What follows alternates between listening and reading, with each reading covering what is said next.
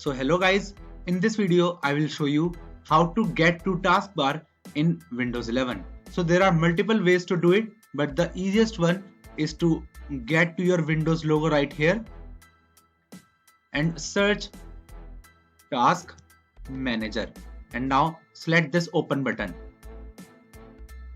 and just like that you guys can get to your Task Manager right here, or you can made a shortcut of it by again go to Windows logo and search Task Manager, and now select this option right here called Open File Location. Now just select it and you guys will get on this folder right here. Now just cut this shortcut with the help of Ctrl and X. Now get to your desktop folder and paste it right here with the help of Ctrl plus V.